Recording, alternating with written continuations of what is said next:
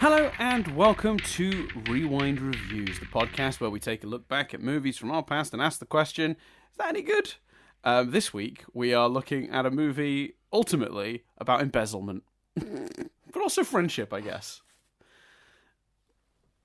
It's a lot more about embezzlement than you'd remember, though, isn't it? Yeah, it's a lot of embezzlement. I mean, the opening scene is embezzlement. The opening scene is one of the most depressing things I've ever seen, but we'll come back to that. Yeah, the opening in general is mad, because it's like they wanted to do something, but then they also started the film when they could have just done the titles. Mm-hmm. It's very weird. There are some odd choices in this movie, but we'll get to those. So yeah, we are reviewing, as you probably figured from the title of this episode. So it's funny, I always talk about it like we haven't revealed it yet. It's the name of the episode. If you clicked on this, you already know what we're reviewing, but we are this week. And we discuss it at the end of the one before. Yeah. I always assume that Rewind Review listeners skip around. Yeah. I feel like that's generally speaking my expectation. But look, get in touch with us. If you listen to every episode, if you're like just a Rewind Review regular listener, you just listen to every episode as it's released, regardless of whether you're familiar with the material, let us know. I'd love to hear from you, because that is like very impressive, to be honest with you. But that's just me.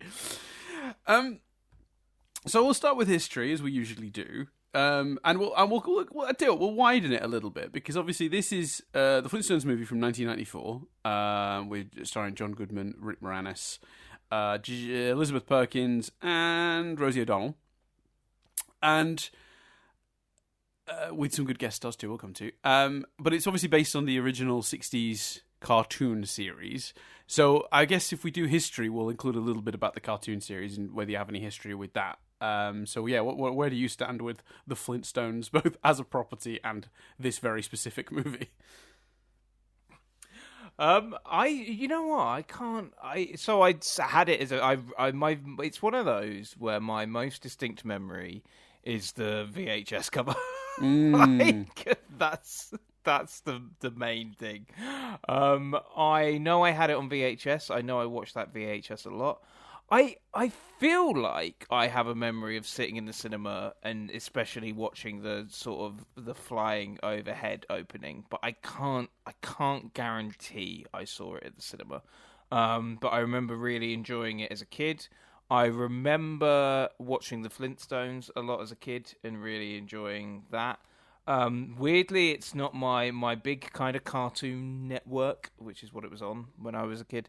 Memory is more Top Cat, because Top Cat the theme to Top Cat sort of symbolized going to bed, like, you know, the crossover between the end of Top Cat and the beginning of EastEnders. I sort remember of signaled this. Time for bed. Yeah. So yeah, I remember being fond of the cartoon as a kid. I remember being fond of the movie. I know I had it on VHS and I watched that a lot. I can't say for confidence I saw it in the cinema, but I think I did. Although this is quite like, I guess the reason for that is, when did this come out? Is this 97? So this is much earlier. This is July 1994. Yeah, so there you go. If I saw it in the cinema, I'd have only been 5-6 years old, so that would be why I couldn't. Yeah, I can't pinpoint that specifically. Yeah. What about you? So I have a weird one with this one, in that I hadn't really seen much of the Flintstones when this movie came out, but this movie, because I was only 6, 7 myself when this movie comes out. The year before, I'd gone to my first film at the cinema. Like, literally almost exactly a year before. That was Jurassic Park.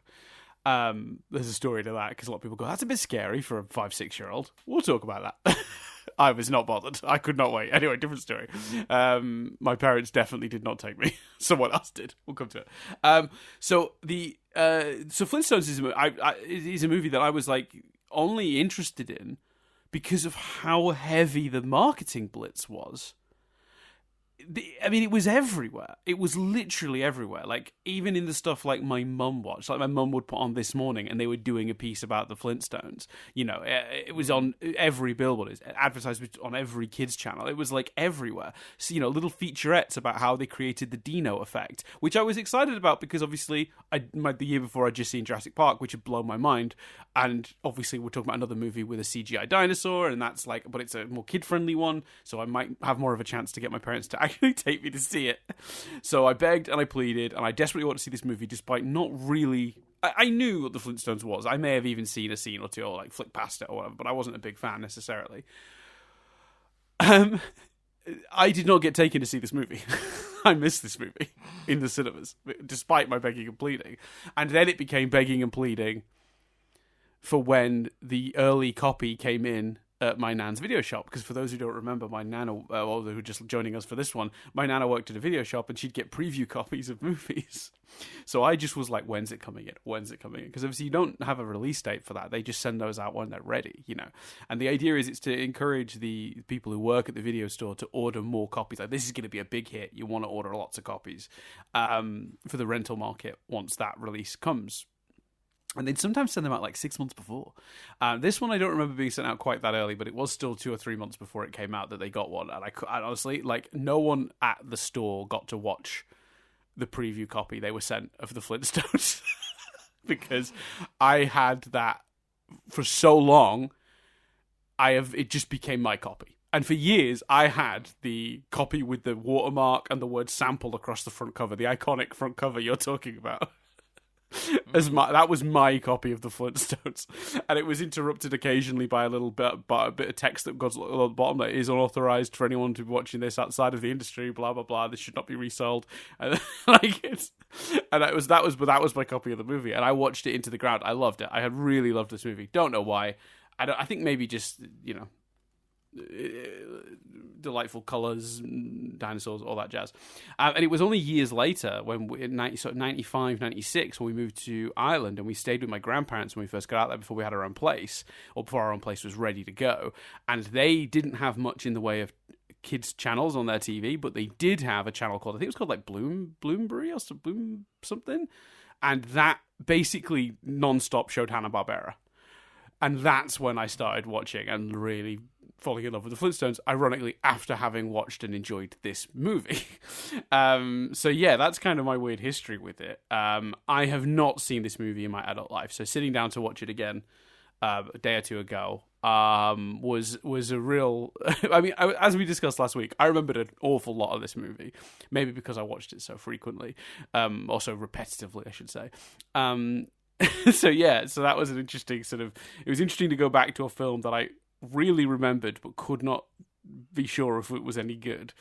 So how are you on like headline thoughts, Chris, having rewatched it? Do you think just talk about that cover? Do you think, because you know anyone that knows this movie knows the cover? Yes. Do you think that's because? And I've just like Googled Flintstones VHS. Oh, it's to beautiful. Sort of check. Do you think it's because it was so consistent? Like, as far as I can tell, the film poster and every, like, international VHS, like, do you know what I mean? Yeah. Some movies have slightly different covers for different, like, you know, audiences or whatever. I feel like that poster was the fucking poster for this movie, regardless of the scenario. Yeah, and I can attest to that because I just did the thumbnail for this. And usually when you go on IMDb, they have like all the different posters and covers from over the years, and often other languages. And I like sourcing them from IMDb because one, they're usually quite high quality, but two, I often get to giggle at the different countries' versions of the posters when they do really bad ones, or even sometimes really good ones. I'm like, why wasn't that the poster? Liechtenstein got the best poster for this movie, you know, like something like that. But like, but I think what's really interesting with this one, you're right. It's pretty much it's variants. It might be slightly reframed, or the text is in a slightly different place, but it is always that same key art in some version or another. And I think that is part of it, its prevalence, but I think it's prevalent because it's iconic, and I think they knew that, and I think it's because it's not a picture, it's like an old school like 80s like drawing of a poster. Like, it looks like those like old Star Wars posters that you used to get. Like, it's just, I think this is one of the last gasps of that kind of poster, and I think also like, the car and the imagery of it is just so iconically Flintstones automatically. It's so recognizable straight away. I can see why they continued to use this just non-stop without any real reason to vary. Like if I'm in the advertising department, in a random country, and I'm like, oh, you're challenged with translating and working on the marketing for the Flintstones movie, and I'm like, okay, what materials do they already have? And they slap that poster in front of me. I'm like, yeah, I'm not touching that. That's brilliant.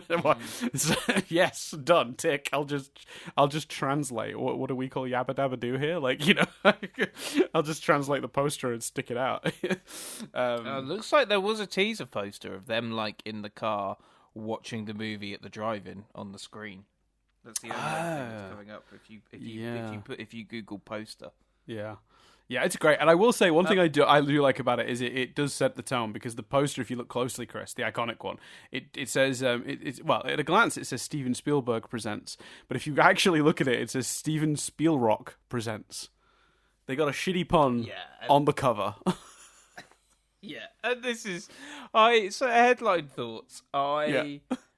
I enjoyed it, and it's I enjoyed it for, member berries or whatever you call it. I enjoyed it for I remember this.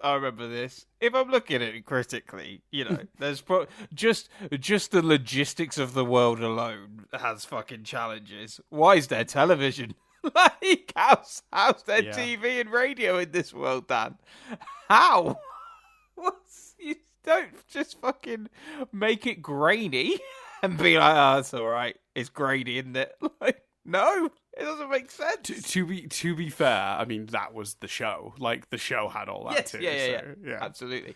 They've inherited that from the cartoon. I agree with you that that there are always questions, but but also, no human species of any kind lived alongside dinosaurs, so you're already doing a bit of a job. So I know. They do a very good job of, well, this is just the world. Either hop on, or don't worry about it. Yeah, exactly.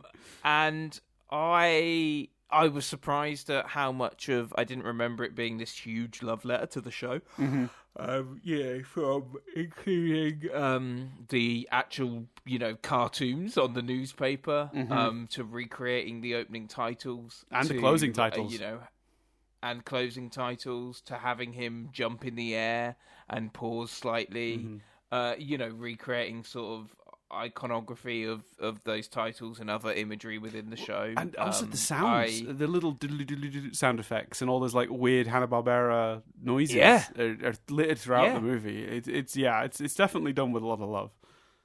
Yeah, absolutely, and I really enjoyed it for that. It's a bizarre movie, it's about embezzlement, but it's kind of, it's sort of got, instead of like one meaty plot, it's got like four fairly thin plots.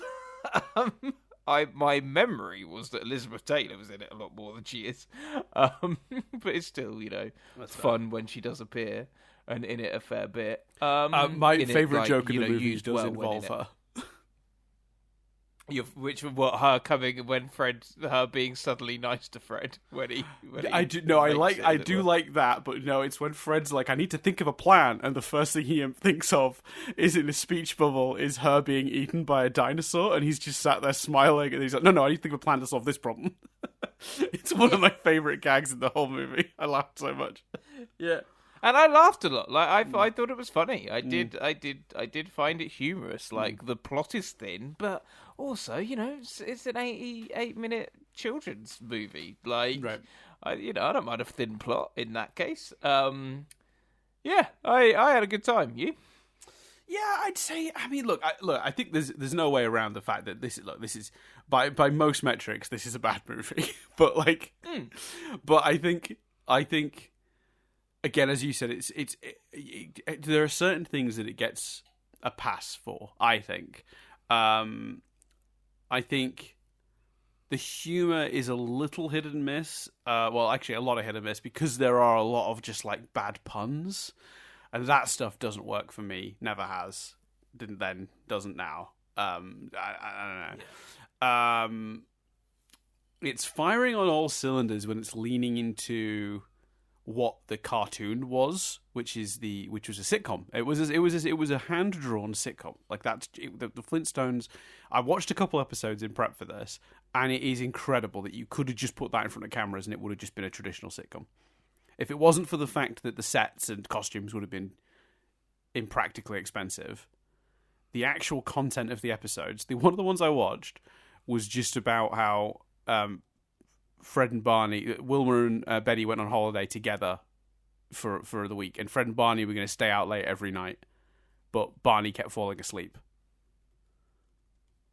Like, you careful what you wish for, sort of thing. Like not having, when the cat's away, the mice will play. They end up just missing their wives.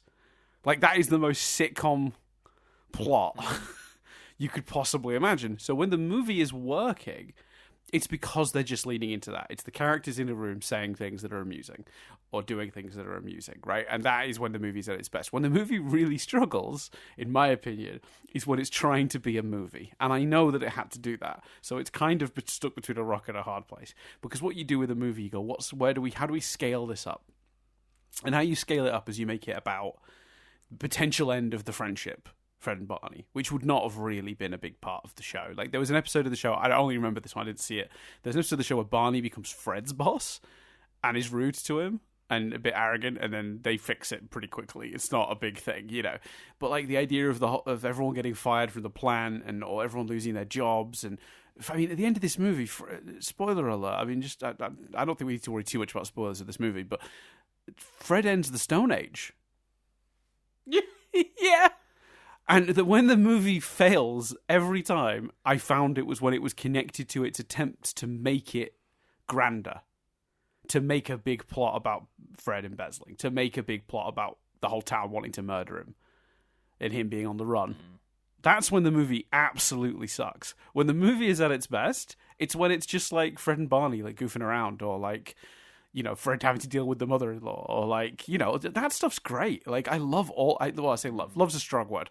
I enjoyed all of that stuff for what it was, and think the impulse to make the movie bigger hurt it ultimately. But also, I don't know what else you do. You can't turn in a script for a movie that's just an hour and a half of a sitcom. So I don't know where the line is. All I know is they went too far with the scaling up, in my opinion. I think the movie could have easily just been about Barney accidentally getting Fred promoted and screwing up both his relationship with Barney and the job. Because, you set it up exactly the same way. With the test switching and all that stuff. We'll do a little plot summary for those who don't remember in a minute, but you just keep that. You just take the embezzlement stuff out, and it's just that Fred's rude to his friend and really screws up in the job, and at the end he fixes it. Because the other bit of this movie that really doesn't work is the whole third act. The third act's a mess. Like the rush to a sort of like a movie conclusion where it's like there's like almost like an action sequence. This is a Flintstones movie. Yeah. What are you talking about? when they resolve the embezzlement plot, I'm like, where does this go now? Like, I can't remember that. I remember what happens that. now?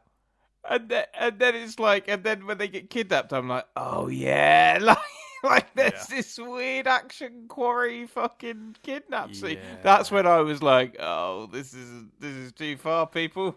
Yeah, and so that's. Yeah, so if we just do it overall thoughts, I think I think it's well intentioned, and it is a fair representation tonally most of the time of the original sitcom, but it struggles with being grander, and that again, that's not anyone's fault. I just think that's they kind of had to make it bigger, and I guess they went a little too far.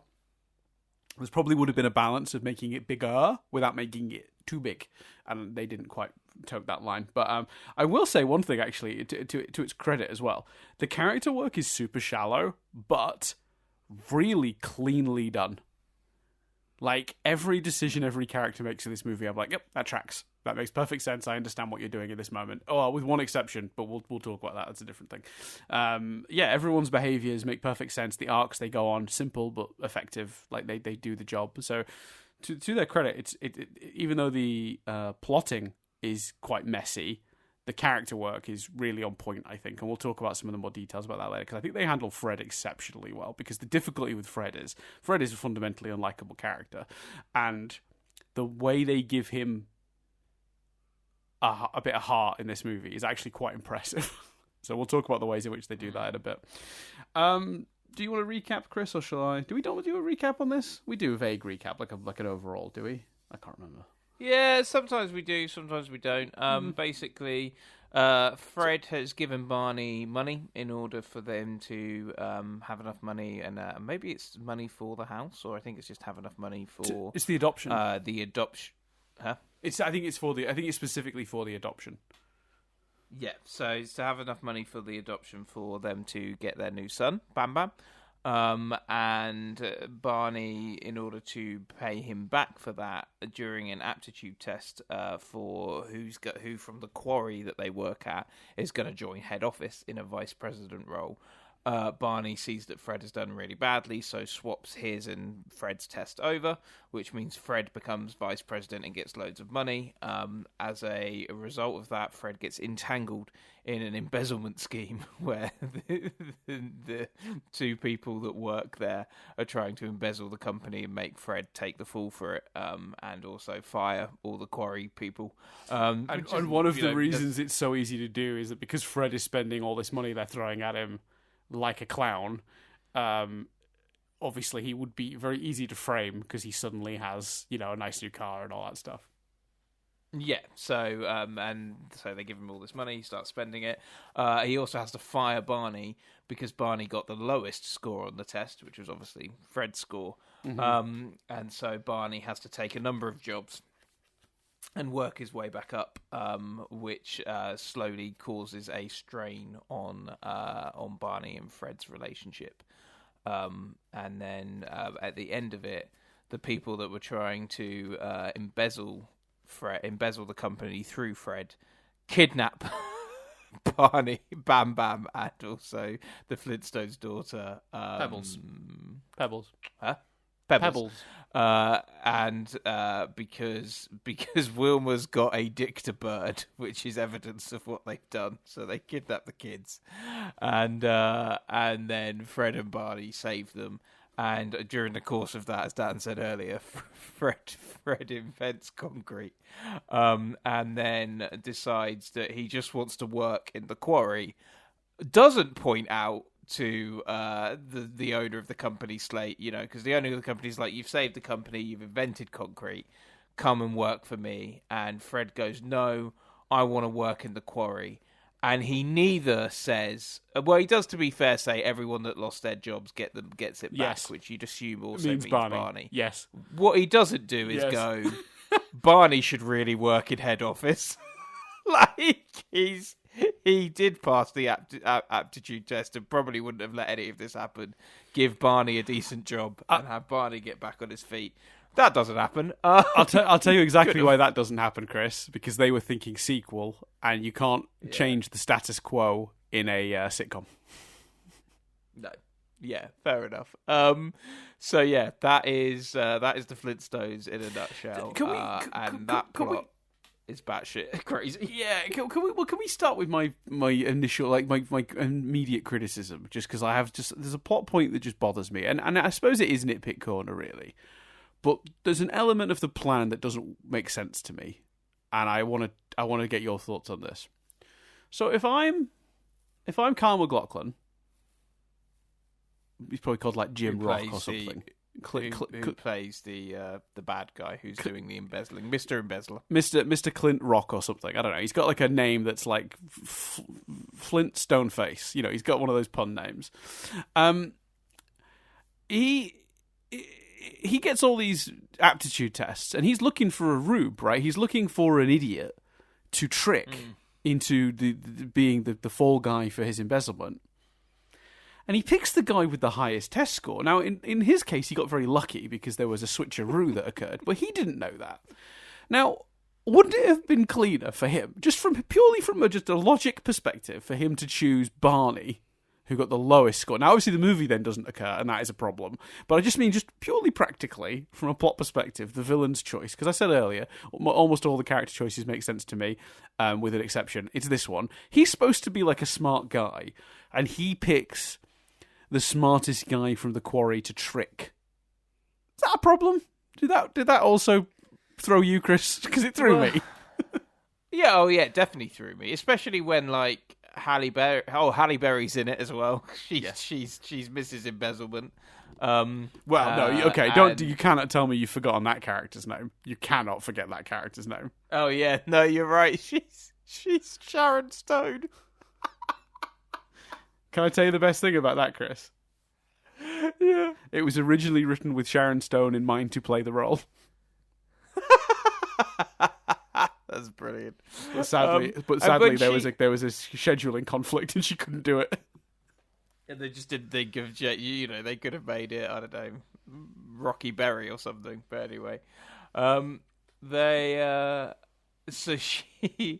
she says he's like he's an idiot, he's a moron, and she goes he's perfect. And at that point I'm like, the movie is pointing out the flaw in his plan. I was like, why didn't he just do that all along? Maybe you can fansplain it in that someone else senior, like Mr. Slate, was going to look at the tests, so they had to look as if they were doing it legitimately, and they assumed whoever they got from the quarry would be silly enough in their heads to fall for the embezzlement scheme. But I don't think Barney would have. I have to say. No, Barney wouldn't. He'd have read the documents. He would have absolutely read all the documents he was signing. Also, Fred worked there for months, according to the timeline of this movie. Signing documents, spending money. Like, a fair bit of time occurs.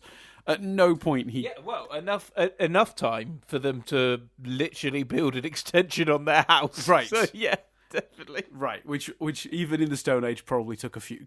that's not an overnight job. So I'm sort of like looking at this guy like, what was Fred doing? Was he not suspicious that he wasn't doing any work? Like, he was just coming into work every day, sitting at that desk, and every now and then either Miss Stone or Clint Rockface, whatever he's called, Mr. Embezzlement, would come in and be like, could you sign these suspicious documents, please? Like, it's very strange. But anyway, we'll put the logic aside for a minute. Because I would like to talk, if it's okay with you. Well, let's cover some of the wider points, actually, because we might cover some of the specifics when we do them. So my first sort of, because I wrote down a few question mark, overall discussion points, and if we hit these, then we'll probably talk about everything that's in the movie. So first of all, tonal issues with the movie, question mark, because I am not sure. So the embezzlement stuff, I know we keep making jokes about it, but I can't decide how much of a problem it is, because it isn't all of the movie. As you said, the movie has 3 or 4 plots running alongside each other, and embezzlement, I mean, there's the initial scene of the guys all slaving in the quarry, and then it cuts to the villain, and he's all like, I'm going to trick someone and steal a bunch of money. And then it doesn't show back up for another 30 minutes before those characters, that plot returns. So is it a big issue? I mean, I don't think there's much of a question as to whether that is tonally appropriate for the movie, because I think the answer to that is pretty cleanly no. I mean, you might disagree. I don't think it fits in the movie, and I'm not 100% sure the sort of sultry, seductress secretary is a good plot point either, tonally. But I guess my question is, do you think it's a bigger problem, or do you think it's not in the movie enough to be a problem?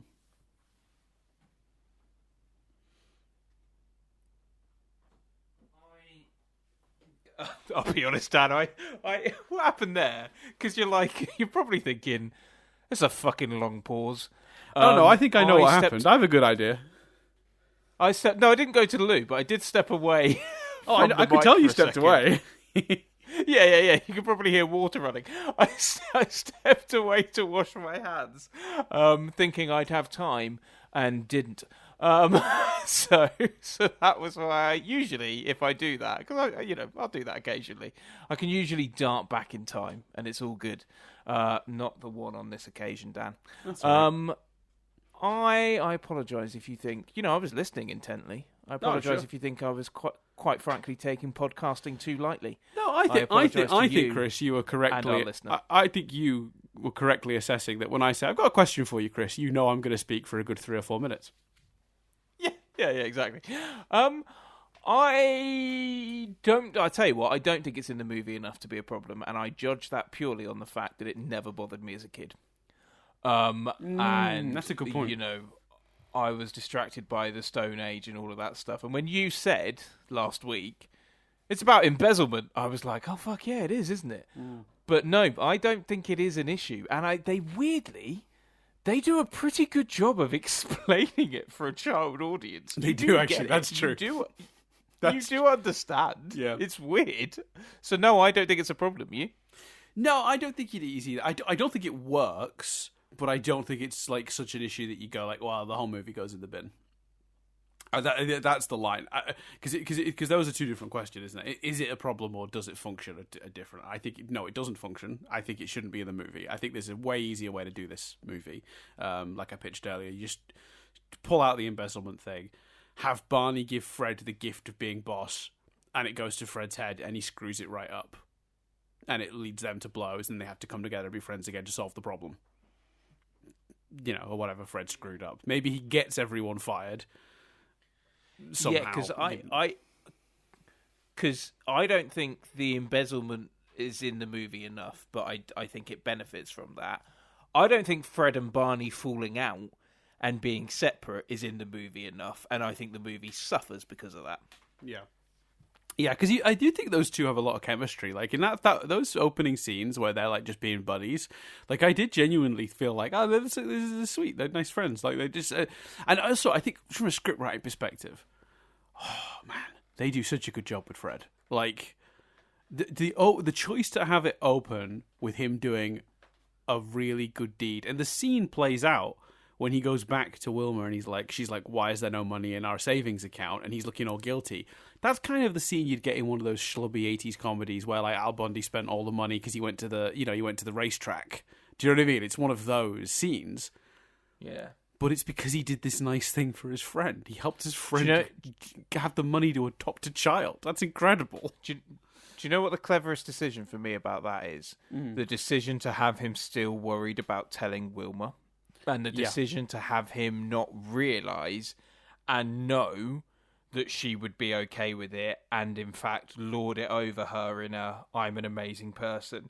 To have Fred genuinely be like, "I don't want anyone to know about this," and not be telling the world because he's such a nice guy and look at me, is brilliant and says a lot about Fred, and is an attribute to his character that slightly contradicts a lot of other things, but it doesn't. It's one of those conflicting character choices that help define the character. It doesn't. You know what I mean? It tracks. It still tracks with the way they play it, but it's a very clever decision in terms of how the audience feel about the character. Yeah, and I think throughout the movie they're very good about dealing with him, even when it's the period of the movie where he's being arrogant and falling out with Barney. What I love that they did, there's this amazing moment, and it's so small, but it's just enough to make you understand. His ego is what gets in the way, ultimately. He knows he misspoke.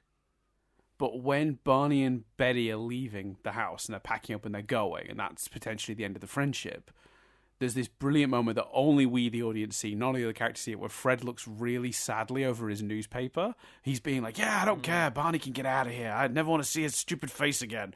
But then there's this moment of where you go, oh, it's just his ego. Like, he knows he's gonna miss his friend. Like, it's so funny to see, because it is a really smart choice just from a writing perspective. Like, I think that's really good. I do enjoy that. I think that was really well handled. Yeah. I think, and they do that throughout the movie, because even in the sort of the quote unquote lynching scene, it's not like they need to have. There's a lynching scene. Don't worry about it. Fred doesn't even really need to have a moment of realization. It's a shortcut, because with that one glance over the paper, you already know that Fred is sorry for what he's done and knows what he's done is wrong. Because in a normal movie like this, where Fred's all arrogant and tells Barney to go fuck himself, and then later on, when he's at his lowest, he sees the error of his ways, and you'd be asking the question, well, did we do enough to show me that he's changed his mind? But here, you don't need that. He never changed his mind. He always felt the same way about Barney. He just pride wouldn't let him say it. And that's very smart. Like, again, like for a movie that is, I'd say, mostly not great. Although we're seeing a lot of compliments. Maybe it's better than I'm giving it credit for. Now we're actually talking about it. But yeah, a lot of things that worked. That's a really smart choice. So I think what they do with Fred's character in this movie is kind of, they knocked that out of the park. Because again, he would be a very hard character to make likable. So, yeah, agreed. And even like I think the dialogue isn't as good for Wilma and Betty. No. But they still have a very defined relationship and very defined characters. And actually, like, quite for the time, strong female characters in a way. Even it's a very sitcom thing, but even I even made him think it was his idea. It's like you say, it's playing like a sitcom, and but is showing they are, I think, strong female characters. Well, yeah, even his mother-in-law, and he's like, I got half a mind, and she's like, oh, don't flatter yourself. Like, that's a good comeback. Like, she can't. That's the one I really liked was when they were talking about they were doing the laundry. I think they're putting it out, and Betty's sister Wilma, how'd you get the stains out of the neck on the collar on Fred's shirt? And Wilma replies, oh, easy. I just started washing his neck. Yeah. That's good. That's real good. I laughed at that. Yeah, I did laugh at that. So I guess that leads me on to the next question there, which is like, is it funny enough? Because I do stand by that. I think the movie's joke rate is pretty hit and miss. Like, for every joke I laughed at, there's, oh God, universal. Kill me now.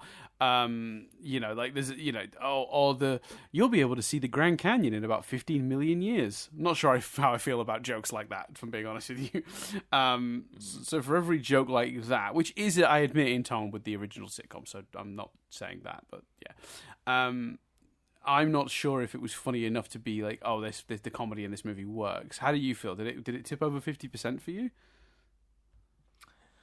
No, I completely agree with you. Some of the jokes were just like, okay, I didn't love with the Dick to Bird. You're setting up there a Dick to Bird, okay, but as much as I laughed at this job sucks, I didn't really like the rules of how come some of these animals can talk and others can't.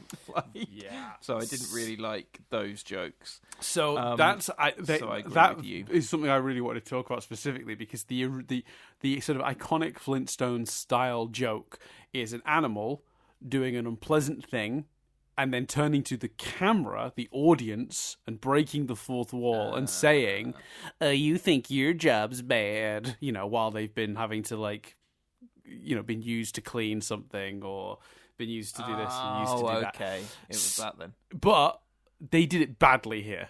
Because he just says, this job sucks. And it's like he's talking to himself. He does sort of turn to the camera, but the camera was already pointed at him. It's not communicated very well. So it's like they took the classic joke from an episode of the Flintstones where, like, there's a bird using its beak to do a record, and it's like really, it's like making him vibrate. And he's like, you think your job's bad, like that, whatever. Something like that.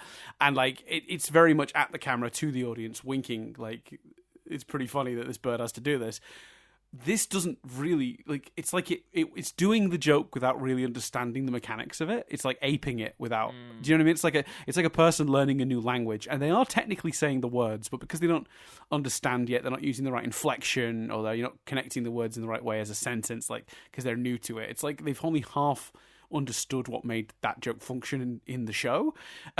So I was like, because I was waiting for a version of that joke. I literally said to either to Nadia or a member of her family in the week, maybe her mum, like, when we watch this movie, I'm going to be looking out for the classic "you think your job's bad" thing, and I explained what it was, and when it came up, I was like, happy that they did it and disappointed at the execution. I think that is the heart of why a good percentage of these jokes do not work, in my opinion. Yeah, well, I think the problem with the execution is because they do it as well when the guy, when the I think it's the animal that supplies the water talks like I think he gives an opinion on how Fred looks. He's like, it's Wilma and Pebbles that say something, and them as well. And I just think the trouble is they don't treat any of the times the animal talks, the animals are talking, as a fourth wall character break. They treat them as they're talking within the context of the show. The characters, I never got the impression the characters on screen couldn't hear them. I got and I think specifically with the dictabird as well. Obviously, a talking animal. Because you have a dictabird. Yeah, because you have and to be fair, it's sort of a parrot dinosaur. I can sort of see the logic, but yes, that makes everything else involving talking animals even more difficult because you've literally embedded a talking animal into the plot. Well, that kind of leads into my next point then, because I think it's kind of a goofy thing that the original show did, and it's an animation, so a talking animal. Sure, you don't question it. It's sort of the Pixar logic of don't think about it too much because the world will collapse. If you actually think about like the world of Cars, for example, makes no sense whatsoever. And who's who's driving these cars? Who made these cars? Like, how do cars reproduce in the world? The second you think about the world of Cars, it collapses in front of your eyes. And I'm not saying this is as bad as that or anything, but my point is, like, I think sometimes with an animated thing, it gets more leeway. So I guess my question and my discussion point that I wrote down was, is it allowed to be goofy and cheesy and do weird stuff like that, considering the source material both did that and used that stuff tonally to the same effect? Yes, but if they do it more cleanly, like for example, you change the Grand Canyon joke to, well, I suppose you couldn't have. Like, my thought was she could say the Grand Canyon, and then the bird could say in about 15 million years. You know what I mean? That's a good excuse. Yeah, that's better. The bird, but then why would she call it the Grand Canyon? All of that sort of stuff. Yeah, I think you can do it. You just execute it better than it's been done here, I think. Execute it in a less confusing manner. You got what they were trying to do because you'd seen episodes and remembered that from the cartoon. Mm-hmm. I didn't get what they were trying to do. Do it in such a way that it's more of an obvious fourth wall break, I think. So you think they could get away with that goofy stuff if they executed it better, basically? Yeah, personally, yeah. Yeah. No, I think I agree with that. I think that's the conclusion I came to, because I feel like execution was a big factor in like why half the jokes didn't work for me, which is a shame because I think when they did work, I was like, oh, that's actually like a really solid, like, again, sitcom style, but totally functional sitcom style joke, and that's not a dig. I love a good sitcom, and again, this is aping. Essentially what was a sitcom. It had a laugh track. The Flintstones had a laugh track. People forget that, so it's 100%. And I guess I guess a sitcom without the laugh track, it is gonna reveal that some of the jokes don't work as well. I think you'd strip the laugh track out of any sitcom that you enjoy. Probably an old school one. It probably sort of. You'd realize the laughter was kind of covering up some of the weaker jokes, because those things are like joke every 30 seconds or whatever, maybe even quicker. Yeah, although equally, and that's obviously what you've said there, and I agree with, is covers up the weaker jokes. Equally though, like I don't the videos that take away the laughter track. And they're like, look how awkward Friends is, and look how awkward The Big Bang is without the laughter. And it's like, well, that's because the actors are timing their performances to the laughter. So you are completely fucking with the timing by having those big gaps. Like, you're not proving anything with that bullshit. No. To get a true idea, they'd have to do the script again with no audience. And just do the exact sitcom script, but with maybe like the same camera setup as like a single camera sitcom or something, and then see if those same jokes still play in a more exposing format where you haven't got a laugh to make a joke that didn't seem funny seem funnier. But yeah, I agree with you. 100% agree with you. Those things prove nothing. Can we talk about the opening, because it felt to me like one person wanted to open it with a aerial shot and a flyby of bedrock and that sort of panning image and stuff. Mm-hmm. and another person wanted to open it with them recreating the opening titles, and they couldn't decide, so they did both. Is how it felt to me, and I don't think it should be both. And actually, I remembered the opening titles featured, but my memory of the opening was the aerial shot through the sky with the logo and the bird and the reveal of Bedrock. And I don't really understand why you couldn't have done that and then done the opening titles. But I suppose it makes sense because they end the opening titles going into a film and stuff like that. But yeah, I just thought opening the movie twice didn't work for me personally. No, I agree. And I think it's really the issue is the scene in the quarry that splits them. That's the issue. Because I think if you were just doing the through the sky, coming down into Bedrock, heading to the quarry, and then it's da da da da da da da da, and you just get straight into it, then that's fine. Like that's just like you've just extended the opening and done a big broad like look how incredible the sets are and look how the scale, we've scaled it up, because we opened with a big wide shot of all of Bedrock first. You can still do that. I just think it's putting that weird scene in the middle. Like that's the problem. It's like all the miserable guys like like toiling away to dour music that just brings it right down. Like I think to be fair, is that in the middle? Yeah, I think it, because the moment of them looking out the window is first, and then it's the opening theme. Yeah, and then you're right. I think it's then we go into the dourness when they go down. So you'd keep the momentum up. Let me check actually, because you might be right. Maybe I'm wrong. Maybe it really does just start in like directly in the. Oh yeah, no, I think you're right actually, Chris. Looking at it, it's just the quarry stuff. Immediately, quarry stuff. Then Clint McRockface sipping his drink and looking miserable. Oh, and then he looks out into the quarry, and that's where we start the intro with Fred. Yeah, but it doesn't divide up. The quarry stuff doesn't break up the titles and the. No, it doesn't. No, you're right. No. The plane stuff. No, because we go straight from that to the fake like cinema stuff. Well, so the fake cinema stuff is the intro to the show and exit from the show, and that makes sense because you go. To be fair, they're going into the movie they're watching. But I think maybe that's it. The problem is.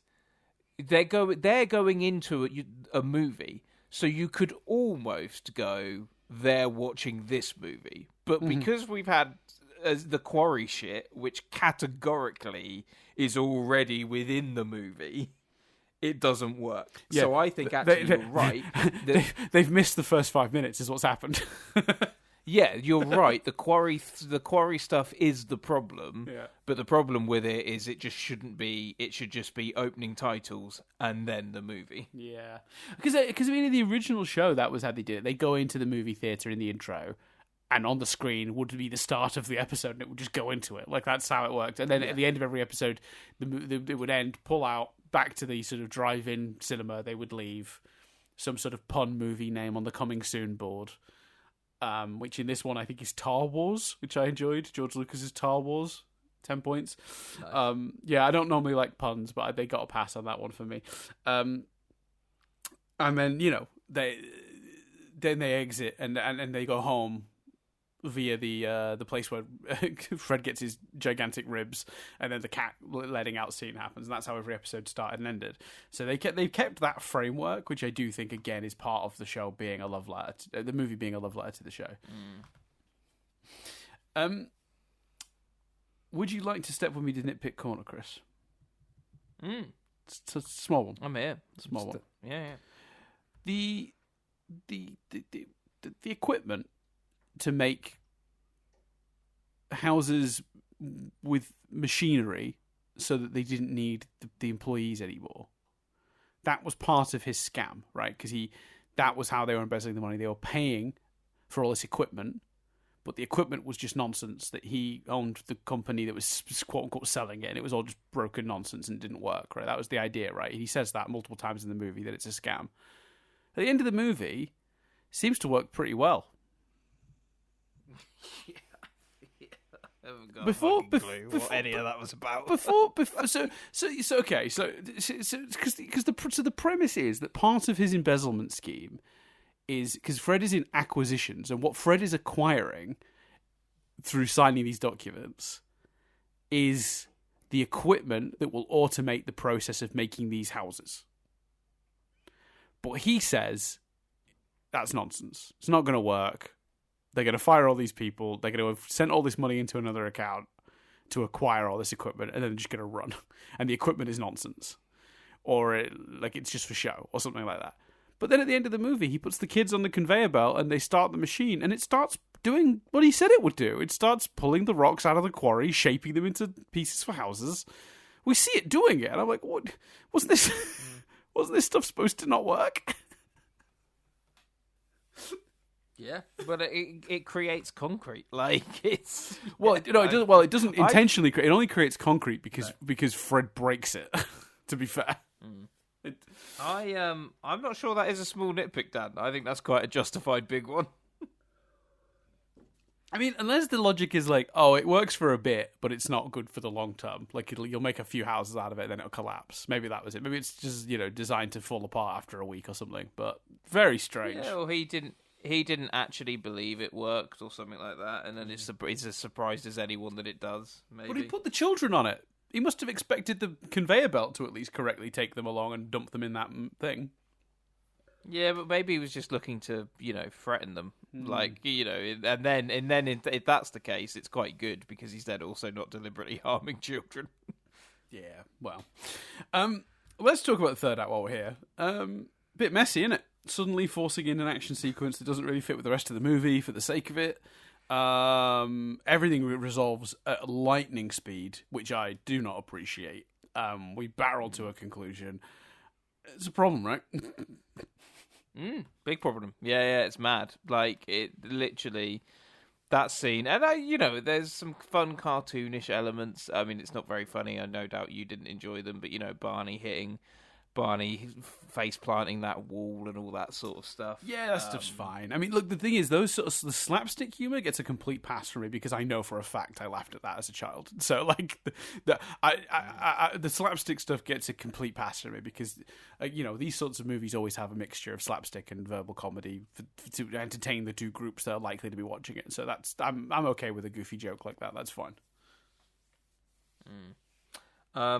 And, Pebbles, Bam Bam calling him Dada was quite, or Daddy, whatever, was nice. Mm-hmm. But yeah, it's too fast. It's too out of nowhere. It's too, Bond villain when he's been a corporate villain all the way along. It doesn't that's work. a good way to describe it. Yeah.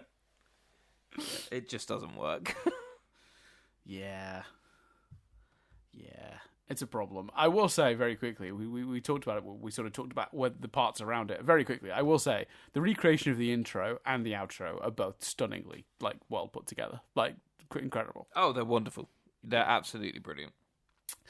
Do we have any more overall stuff? I think that's my overall stuff. We've kind of covered it, because the thing is, a lot of this stuff's kind of shallow, so it's not like we can do our usual thing of, overanalyzing, character arcs and stuff, because they're all pretty thin. So I've got notes to go through with specific comments, but I don't think I have any more overall stuff. Do you have any big overall stuff? No, just again, and I will just keep it brief, and because I've already said it, and I get the feeling it factors into the triv from something I think you said off mic, but the love letter that this is to the show, I think is just brilliant.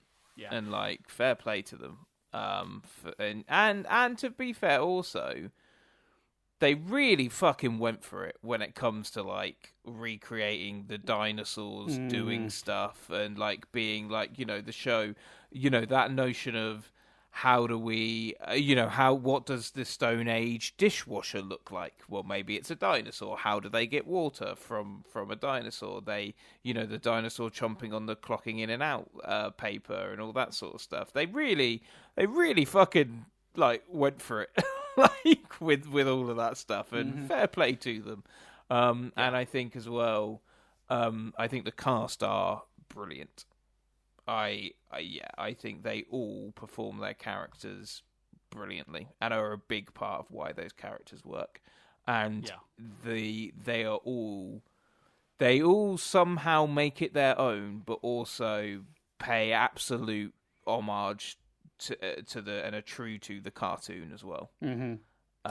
The cast are absolutely spectacular, which I suppose are more sort of my notes than overall thoughts. But yeah, just wanted to say those. Yeah, no, I 100% agree. I mean, even down to like some of the smaller roles, that are sort of like Elizabeth Taylor as his mother-in-law. Like, is a genius choice. Like, she's not in the movie a huge amount, but she's so good in her small amount of time. But like, obviously, then Kyle MacLachlan's an inspired choice for Mr. Embezzlement, whatever he's called. And obviously, we've not talked about Rosie O'Donnell as Betty. When she did the laugh, Chris, I was like, did they just pump in the audio from the show? But turns out, no. It's how she got the role. She did the laugh in the audition, and they were like immediately just like, okay, it's Rosie O'Donnell then, I guess. That's mad. Incredible. And I mean, and again, I think Rick Moranis brings something very special to Barney. I think he is the most different from his TV counterpart. He takes it the furthest away, but he brings so much like heart to that character. Like, you believe how much he loves his family and how much he loves his kids. Like, it's crazy how much they sell you on that. And again, Rick Moranis does an amazing job. So yeah, I agree with you 100%. And obviously, I haven't even mentioned like Elizabeth Perkins does an amazing Wilma. That is a thankless role in a movie like this, where you're the wife of the lead and the lead is the Fred Flintstone type. But again, she brings a lot to it. And I think she has some great moments in the movie. And I think they wrote that character really well, actually. I forgot to mention this. Her character only chooses to leave Fred, not when he does all the other stuff that in the movie that is bad, which when she walks in on him in a very compromising position with the secretary, when he's accidentally fired all those people, when he's done all this stuff, she sticks by him. She only leaves him when he's rude to Barney and Betty, and when that relationship collapses and he won't mend it. Which shows what she values in him. And I just think from a writing perspective, that's really smart as well. But she performs it brilliantly. And I loved as well Fred's speech about Wilma and how lucky he is, and and Sharon Stone's reaction of when he's like, I just look at her and think, what's she doing with me? And Sharon Stone just goes, I think I know. That was a beautiful scene. Right. Very well written, superbly acted. Oh, well, you know what? So well written that it annoyed. There's a scene later that annoys me as a result. This is somewhere in my notes, but we'll cover it now because we just came to it naturally. But why give her the reason beyond that to betray Mr. Embezzlement Face? So there's I thought that. So for those who don't remember, at the end of the movie, several characters end up helping Fred win the day. And also they do a genius thing at the end where Fred saves the day. His part of saving the day involves him bowling, which I think is just clever playing into his skill set. Delightful. Good choice. But Halle Berry's Sharon Stone character knocks someone, maybe even Kyle MacLachlan's character, out when he's trying to escape. And helps save the day. And I would have really liked it if she just turned on him because she realised Fred was the good guy and he was very much the bad guy in the situation, because Fred had demonstrated good moral fibre. But what they do is they do the work to set up that, and then someone somewhere went, is that enough reason for her to turn on him? Maybe not. So they have this really weird scene, which I would have absolutely snipped from the movie, where she's like, so we're off to the Caribbean tomorrow, or whatever, some rock pun on a hot place, Rockapulco or something. And he's like, oh, well, I've only got a ticket for me right now. Like, you're going to come kind of later. And it's like obvious he's not going to bring her, which is, like insane. Like, why loop her in on this embezzlement scheme if you're going to ditch her? Like, it's so strange. It's a weird choice. Yeah, and it also doesn't help because basically, like, the scene of her coming in and be like, we're nearly there, is after the Sweet Fred scene. And you're like, oh, you've not taken on board that. Whereas if you just have her come in and be like, should we be doing this? And he's like, yes, we absolutely should. Yes. And then she turns. Yeah. It models her character stuff. So there's another moment that the character stuff doesn't work. I'd forgotten about. But yeah, to move to your other point that you talked about as well very quickly, just the way they lovingly recreated like the visuals and all of the choices to have like, I mean, a lot of it's obviously probably nicked from the show, but like a dinosaur to be a punch card machine. All the creativity involved in both those decisions and physically creating that, like the art direction and visuals of this, the sets, the choice to do so much of it practical, just absolute chef's kiss. The movie would be a mess if most of this was CG. If they'd done this in a sort of post-Phantom Menace and we were doing that, like sort of Attack of the Clones era, if they'd chosen to do this movie, then it would have been on 90% CGI and it would have looked like absolute dog shit and it would have aged horribly. But instead it's real practical sets, and some of the dinosaurs are CGI'd for certain shots, but there's also practical puppetry happening alongside that. It mostly works. There's a couple of shots where the dinosaur is fully CGI and it does not function, but like it's a handful of shots. It's not a problem. They're fine. There's enough practical puppetry to get away with it. So yeah, just credit to everyone who worked on the production from that perspective. Let's have a quick look then at the notes and see if there's anything we haven't covered. Oh yeah, I do like there's a little reference early on, Wilma talking about Fred's harebrained schemes, sort of suggesting he's regularly getting himself into this kind of trouble. I think that's delightful. Good choice. I loved the scene where they introduce Bam Bam and they think it's going to be the monkey that's for them. And they're like, we'll love him like our own. And I think someone says, let's not nitpick, a mammal's a mammal.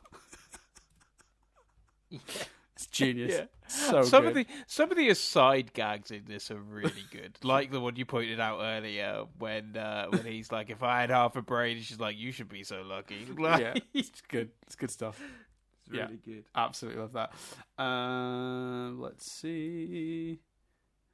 Oh, when Mr. Embezzlement Face is like doing his like speech to the quarrymen, and the monkey puts its hand up, and he's like, "We're not doing questions at this time." And the monkey then puts its hand down.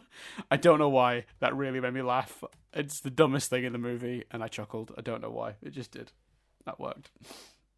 As you mentioned this earlier, but just to put real like emphasis, whenever we see Fred in the paper, because obviously photographs, although TV exists, so theoretically photographs should exist, doesn't matter. They carve a little drawing of Fred, and he looks like the cartoon version of Fred. Brilliant. That's brilliant. Yeah, it's fantastic. I wrote down the line, Fred, or people like Fred are prone to irrational bouts of integrity, and just wrote, children? Question mark? I'm not sure at the age of 6 or 7 when I saw this I would understand what irrational bouts of integrity meant. Maybe I was just a dumb kid. No. But it's amazing how, because and I think that's the true inventiveness of the world. You don't care because you're watching, someone shower with a dinosaur. And you just therefore don't care about any of that. Yeah, 100%. I wrote down the note... When the Dictabird repeats Wilma's "nice try, Fred" to him, and he changes his tone, so it's like "nice try, Fred." I just want credit to I think it's Harvey Korman did that voice. Brilliant work. He's an absolute master. We'll talk about him in a bit because he's part of the triv. I loved them at the added tragedy of like after Barney is fired, which is already tragic enough. Bam Bam smashes up that crystal, which is obviously going to cost her an absolute fortune. Just piling on. That's good. Oh, That's another wonderful character thing. Just Barney's acceptance to do whatever job he has to do for his family. Like you said earlier, Rick Moranis does so much with that character, and so does the script, to be fair. Yeah. I love them setting up the finale with having Fred break the machine with the toy model, so that then in the end he can break the machine the same way he broke the toy, like the model of it. That's just good. That's just good setup, foreshadowing, whatever you want to call it. I've got some notes about the scene you already talked about, so that's the one with Sharon Stone. So I'm glad we covered that. I agree with you, by the way. I didn't say it at the time, but I think she is way too sexualized for this movie. Oh yeah, why? That's weird, man. And look, I mean, objectively, I get it. It's Halle Berry, but like, weird, so weird. Do you know what I mean? Yeah, it's not appropriate for this movie at all.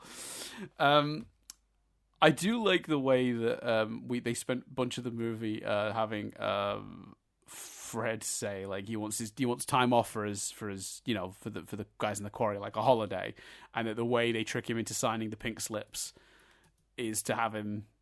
It's like, oh, your friends are going to get some time off, which is like he's like brilliant. Like it makes they do set that up quite well, to be fair. Let's see. I think that might be everything. Oh, I loved the recreation on the TV of Fred's crimes and the guy getting his catchphrase wrong and saying like "yabba dabba dabba." That made me laugh. Yeah, the recreation in general, as much as I was going, oh, fucking, how does television exist? It was really funny. Yeah. And I also did enjoy the pig being the thing that ID'd him when he was down with all the guys that had been fired. Oh, yeah, speaking of self-aware animals, we do also have another look to camera break reality, talk to the audience moment later in the movie we haven't discussed yet, which is when the Dictator Bird turns to the camera and says that he should have gone to Disney. Yeah, I did enjoy it. It did make me laugh. Yeah, because I think that one works because it's very clearly he's looking at the camera, he's talking to us. Like that one, I think is shot and filmed better, basically. Yeah. Oh, I forgot to mention when he steps over the mother-in-law to get to the dog when the house has been ransacked, and she's tied up. That's genius. That's good. That's yeah, good. And That's good stuff. yeah, and it's like you say, it's Barney for the bit. What the hell's the dog called? Dino. It's Dino first. Yeah. Oh, I also during the lynching scene, the joke that I liked the most was the increasing number of people holding snow cones. I don't think I noticed that. To be so Barney shows up to the lynching scene in a snow cone thing because he's one of like 20 jobs he does in this movie is to shout snow cones, and the first someone's like, "Can I take one?" He's like, "Yeah, whatever. I'm being lynched. Like I don't care." And then slowly as the scene progresses, more and more people are holding them, like they're all just going over. And then there's one bit where someone says like, "You're out of lemon." He's like, "No, it's in the back." And it just as the scene goes on, if you're watching the crowd, just until by the end they almost all have snow cones. It's a really good visual gag. That's good. Yeah, I didn't notice that, but it's good. Yeah, and I also really thought we didn't talk about this when we talked about Fred's. Speaking of that scene, Fred's arc, making the bird demand an apology before clearing Fred's name is like forcing him to get over his ego, which is the thing we talked about was in his way. So that was good. I think I might have come to the end of my notes. Like you say, it is, and probably more than any other film we've watched, the plot, especially the third act, is all over the place. Yeah. But the character work is so good. Yeah, again, thin, super thin, but really solidly done. And I think we've talked about more jokes than I thought that were funny. So maybe in this conversation, I'm thinking it's a better movie than I remember. Maybe. I didn't care for because I just think it's the dumbest thing ever. The guy's Mr. Slate's daughter is called Concretia, so he calls it Concrete after his daughter. Concretia. Are we kidding? Like with this? No, we're not. I enjoyed that because when he said I'll name it after my daughter, I was like, but it's concrete. Like, what am I? Maybe I'm missing. Maybe it's not concrete. And then Concretia. I'm like, yeah. I'm there. I'm in. Yeah, I guess so. I don't know, man. That's a whole thing. All right. So yeah, we do. I mean, I still think it's funny because I said I don't think it's a particularly good movie, but then we spent more of the hour and a half or hour that we've been talking praising it than we have shitting on it. So maybe. But do I recommend it? No, I don't think unless you have some nostalgia for it, I just don't think it's worth it. I think we've watched way better movies for this podcast. It's not maybe quite as bad as it could have been, but the plotting is an absolute disaster, and I don't know if the jokes and the character work are enough to make up for that for me.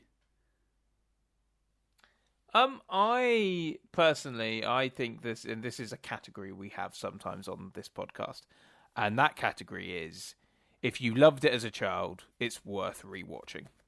That doesn't mean it's a good movie. It doesn't mean if you didn't watch it as a child, you'll particularly get anything from it. But if you loved it as a kid and you're thinking, should I fucking sit down and watch the Flintstones? Yeah, why not? Like, yeah, it's mad. Go for it. Yeah, that's fair. With caveats. So yeah, recommend. That's a recommend with caveats from Chris. I think I'm going to stick with not. I just don't think I don't think the good outweighs the. Does it though? Oh, I don't know, because when you look at the list, if you actually if you were to do it as like a pros and cons, pros, good cast, reasonably good character writing, functional character writing is probably more the word, but the jokes, we did say that it wasn't a good hit rate, but we did also name a bunch of things that we found funny. So that falls into both columns, really. The bad, the embezzlement plot, the rushed ending. No, I think the madness of the choice to do an action ending for this movie, the over sexualization stuff. Yeah, I think there is more bad than good, but it's not a complete disaster, I suppose. So yeah, if anyone has love for this movie, with that in mind, Chris, it's time. Say the thing. Let's triv it up. Let me give you some trivia, and this week we start with the fact that this movie was in planning for quite some time, Chris. I'm going to tell you right now, they started writing this movie in 1987, the year I was born. Fucking hell. That's mad. Oh, it gets worse. The original draft was written by Stephen E. D'Souza, writer of Die Hard. There was also a draft from 1992 from Michael Wilson that became kind of the working model of this, but it was based enough on Stephen E. D'Souza's draft that Stephen E. D'Souza is credited. In the early days, they were thinking of Francis Ford Coppola directing the movie, but he refused because he simply did not understand the story.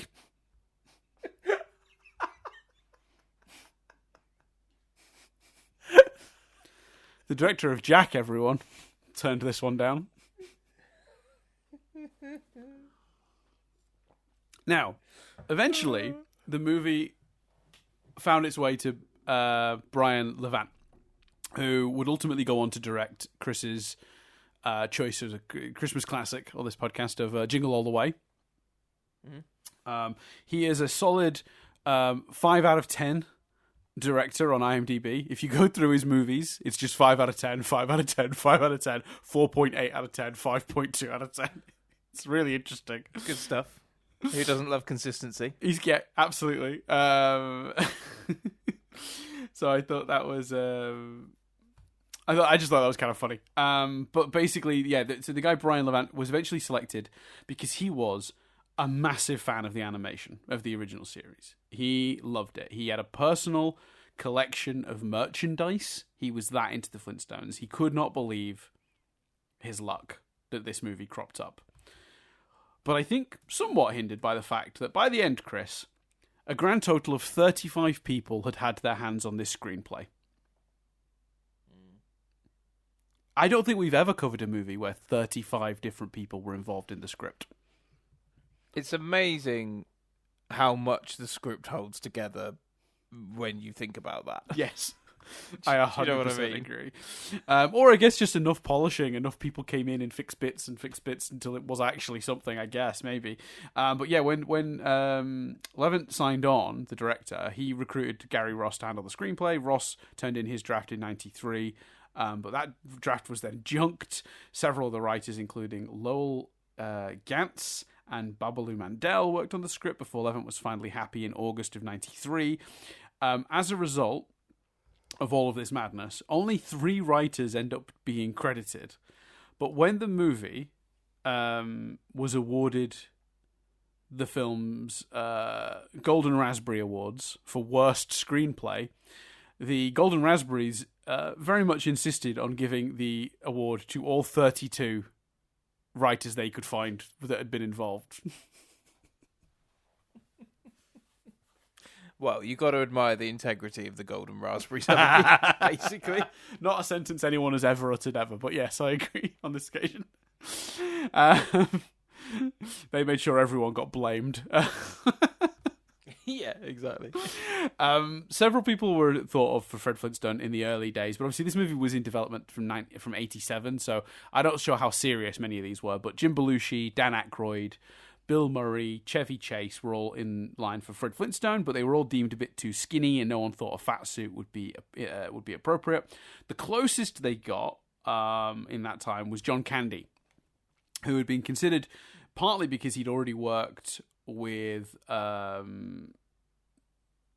hadn't worked with, but he'd done Uncle Buck, which is a role that John Goodman was also considered for, and both films were Universal films, so Universal already kind of had a good relationship with John Candy from Uncle Buck, so he was a real consideration, but sadly he passed away. Although it says here he passed away in 94, which is the year this movie came out. So I still think theoretically he could have done this movie. This trivia makes it sound like he passed away before he could do it, but I'm not sure about that. But yeah, he didn't end up doing the movie. But from Spielberg's perspective, who I should clarify, sorry, Spielberg was a producer on this movie, Steven Spielberg. He had worked with John Goodman already, and was desperate for John Goodman to do this movie. And he had apparently just told Goodman he was going to play Fred for him. Now, reportedly, from Spielberg's perspective, he wasn't interested in working in this movie if John Goodman turned it down. But we now start my new favourite segment, John Goodman Hates the Flintstones.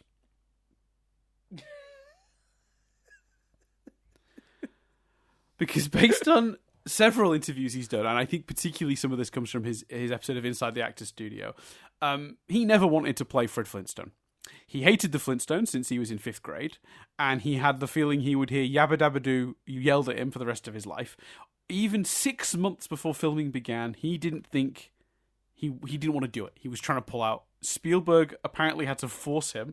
Now, there's a few moments in here where it'll be like, he didn't want to do it, Spielberg made him. And you go, what does that mean? I assume that just means, like, it's Steven Spielberg. You can't really, like... You can't... Yeah, well, I guess. That's all it can mean, surely. Unless Spielberg had Goodman's kids in a quarry. on a stone pulley device. And Goodman was like, you know what, this is effective. I agree this movie makes sense. And then he rang up Francis Ford Coppola and was like, the plot does work.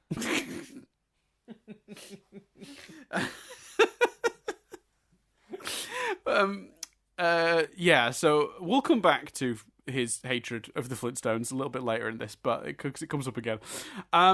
In terms of the other roles, Gina Davis... Can I just say... Oh, go on, just say... I mean, obviously, again, all the actors in this are brilliant. But I think, like, John Goodman looks hench in this. I don't think he looks like, you referenced earlier, them looking for someone big. I don't think he looks particularly big in this. I think he looks big in the sense of, like hench, muscular, right? Yeah, he does. There's a bit, like, towards the end of the movie where he, like, grabs a lever or something, and he's like, arm flexes, and I'm like, Jesus. Yeah, he does. He looks built. I feel like he got into shape for this movie, or maybe he was just in shape. I don't know, but like, yeah, it's a good looking man. I mean, he's definitely, I'd say, wider in frame though than like Bill Murray and Chevy Chase. Yeah, and it makes a nice contrast with Rick Moranis for sure. Who is yeah. I just wanted to acknowledge how fucking hunky Goodman looked in this movie. Yeah, he's looking good. To be fair, the whole cast are. It's a very well cast movie. If you're just looking for eye candy, everyone in this movie is good looking. There are no ugly people in this movie, that's for sure. Where are we at? Oh, in terms of the other roles, very quickly. So for Wilma, they also looked at Gina Davis, Faith Ford, and Catherine O'Hara. Now, Catherine O'Hara is obviously a genius, actress, wonderful actress. I'm not 100% sure she'd have been Wilma for me as much as I love her.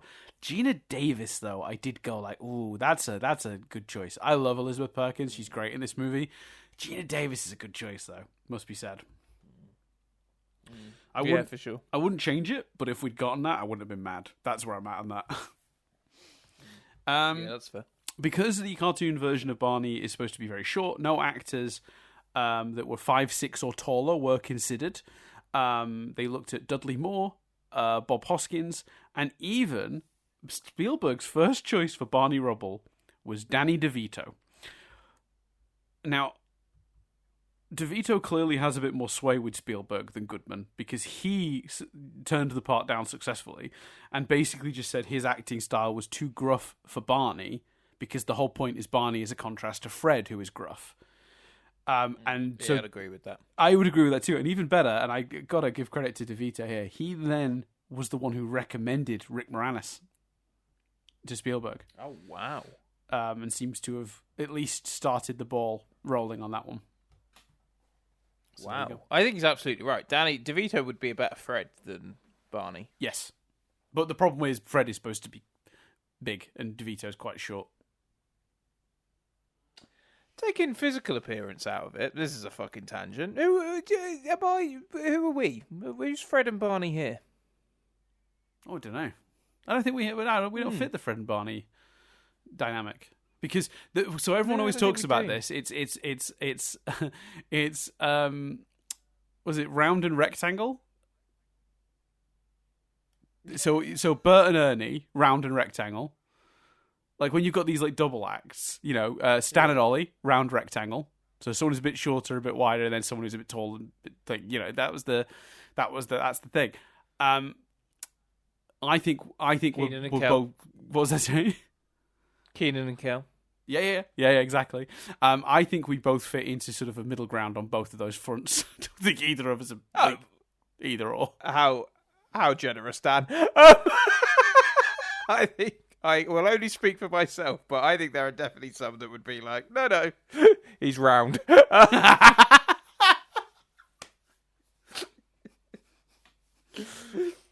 don't know. Would you want to be Fred Flintstone?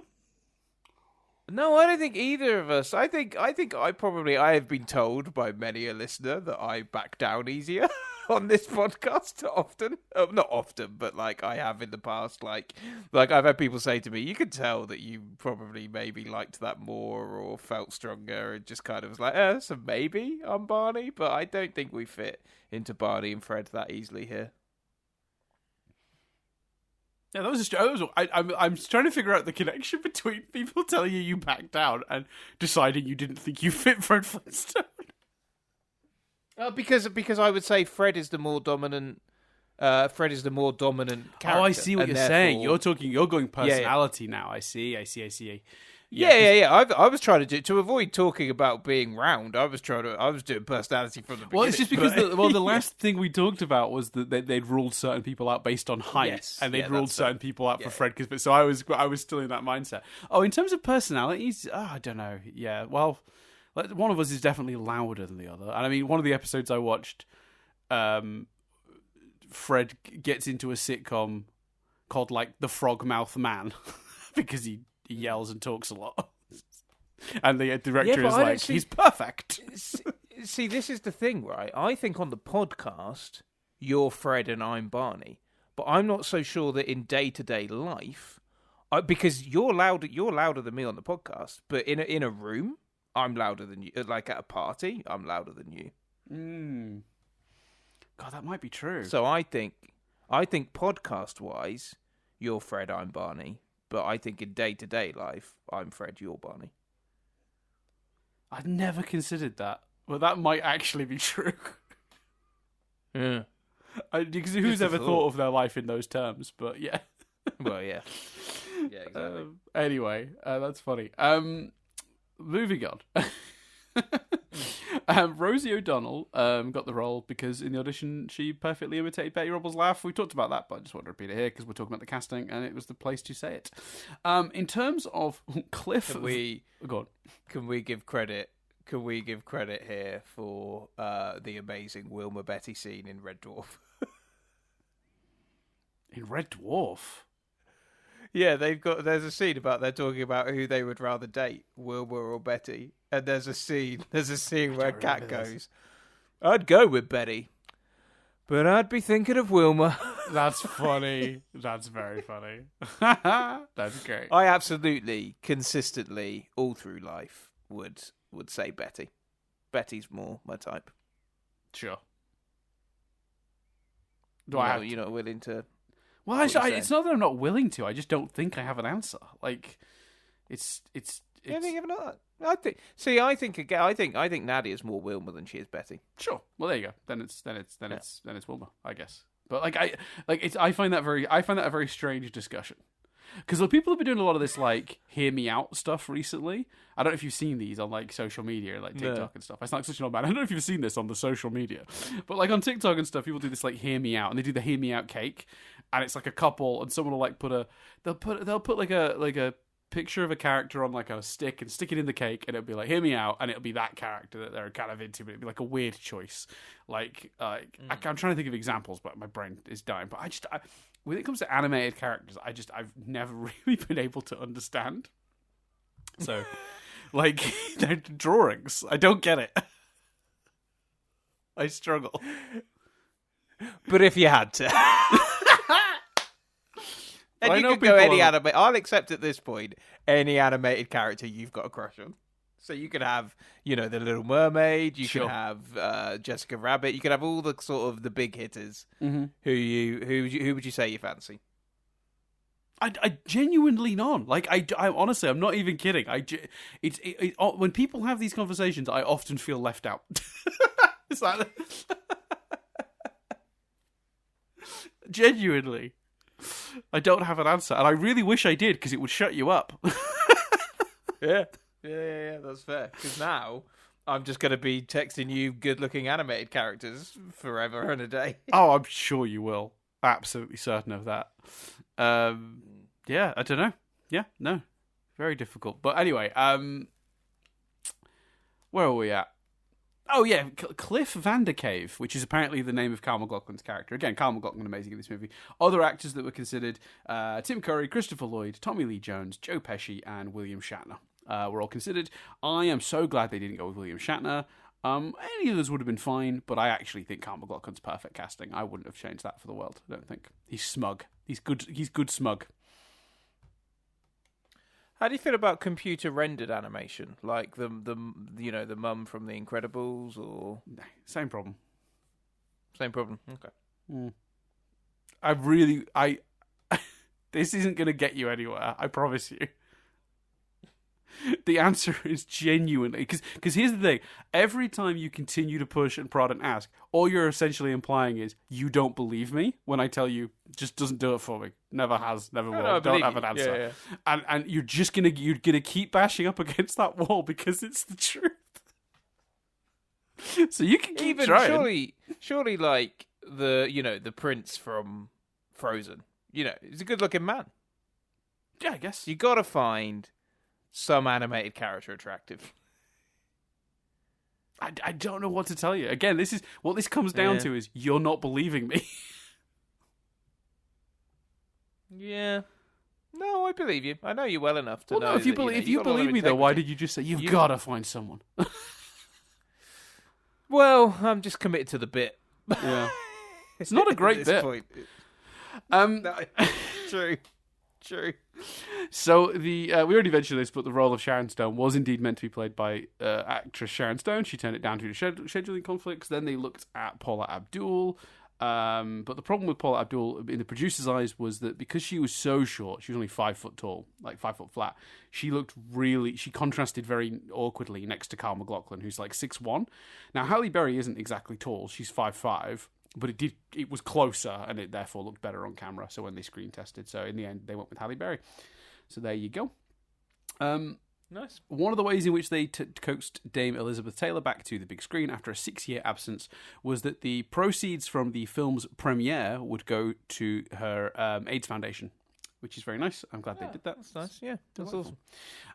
Stephen Tobolowsky was considered for the role of Mr. Slate, and I guess when that didn't work out, they said, "Get me someone very much like Stephen Tobolowsky."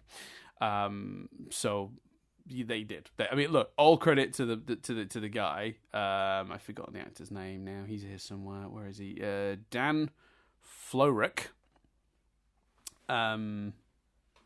He does a great job, and he yells, Flintstone at the end with gusto. He is unfortunately. It's very clear they still had Stephen Tobolowsky on the mind when they cast him. Sad but true. So, for John Goodman, this was filmed in a hiatus between seasons of Roseanne, between seasons 6 and 7. While making the movie, he refused to watch any episodes of the Flintstones in preparation. In fact, he begged Steven Spielberg to let him change Fred's voice, because he did not want to do the voice.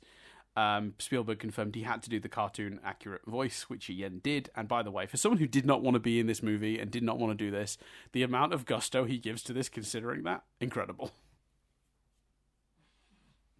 Yeah, he's... To find out he didn't want to play this part is madness to me. Because he's so good in the movie. He's committed in every scene. But I guess he's a professional. That's what he does. But yeah, you would not know that if you didn't know that from interviews. So the Bedrock set, which I think is a huge part of why this movie functions visually, it took them 2 months to build, but apparently it accounted for 10% of the film's budget. Oh, wow. Yeah, it was a $46 million movie, so this was roughly $4.5 million that was spent on that set. And it must be said, and we'll talk about this later, this movie was made on a very lean budget. $46 million for this movie is very small considering the scale. An incredible job from everyone involved in terms of producing this at that cost. Because considering the cast, considering all the practical sets, this seems like an expensive movie.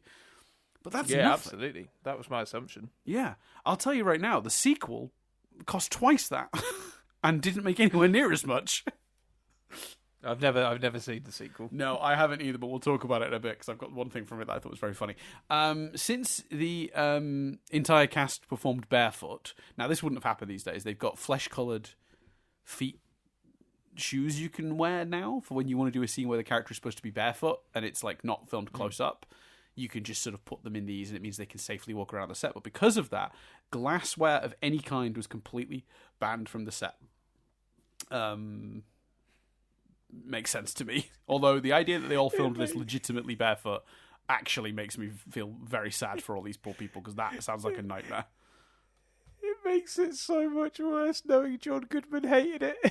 So not only is he doing a role he hates, but he's doing it barefoot. You're right, that does make it worse. Fucking hell.